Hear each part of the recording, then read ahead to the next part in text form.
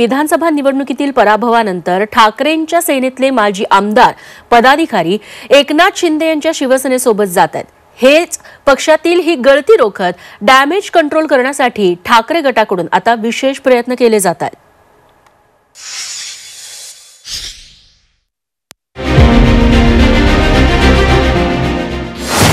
उद्धव ठाकरेंकडनं पक्षात बांधबंदिस्ती,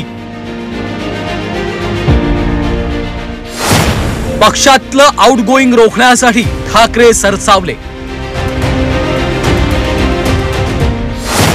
गळती रोखण्यासाठी ठाकरेंची विशेष रणनीती। विधानसभा निवडणुकीच्या निकालानंतर शिवसेना उद्धव बाळासाहेब ठाकरे पक्षाला गळती लागली आहे। राज्यभरातले छोटे मोठे कार्यकर्ते पक्षाला जय महाराष्ट्र करतायत। अनेक बड्या नेत्यांनीही उद्धव ठाकरेंना जय महाराष्ट्र केलाय। ज्यांना जायचंय त्यांनी जा म्हणणारे उद्धव ठाकरे आता मात्र नेत्यांना रोखण्यासाठी मैदानात उतरलेत। राजापूरचे माजी आमदार राजन साळवी यांनी शिवसेनेत प्रवेश केल्यानंतर कोकणासह मुंबईतल्या अनेक पदाधिकाऱ्यांनी ठाकरेंना अखेरचा जय महाराष्ट्र केला। शिल्लक आहेत ते शिवसैनिक सोबत टिकून राहावेत आणि संघटना बळकट करण्यासाठी ठाकरेंनी प्रयत्न सुरू केलेत।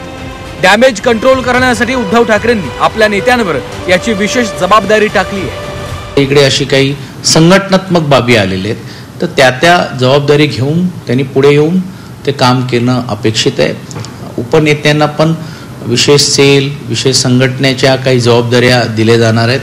त्याच दृष्टिकोनातून सचिवांची पण नेमकं भूमिका काय त्याही बाबतीतली चर्चा मला असं वाटते वरिष्ठ स्तरावरती झालेली आहे। त्याचा एक भाग म्हणूनच दर आठवड्याला सर्व नेते मंडळी सेना भवनला बसतील, चर्चा करतील आणि नेमकं आपण कुठे चाललोय आणि कुठे आपल्याला पुढच्या दृष्टिकोनातून जायचं आहे या सर्व गोष्टीची रूपरेषा करण्याचं काम काल झालेलं आहे। आणि त्याचा भाग म्हणूनच पुढच्या काळामध्ये काही विशेष जबाबदाऱ्या देऊन ते तुमच्यासमोर मांडले जातात। शिवसेना ठाकरे पक्षाला मोठी गळती लागली आहे, त्यामुळे डॅमेज कंट्रोलसाठी ठाकरेंनी खास रणनीती आखली आहे।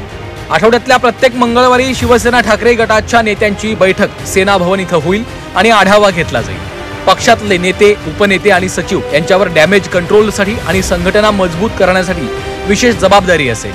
संघटनेत काही बदल केले जाणार असल्याची माहिती आहे। शिवसेना ठाकरे पक्षाचे नेते राज्यभर दौरा करतील। पदाधिकारी, कार्यकर्ते यांचं म्हणणं ऐकून घेतील। तसंच नाराज पदाधिकाऱ्यांची नाराजी दूर करण्याचा प्रयत्न केला जाईल।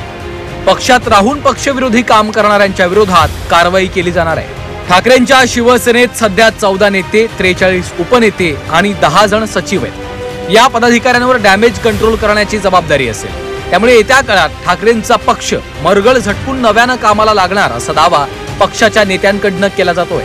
कृष्णात पाटील, झी 24 तास, मुंबई।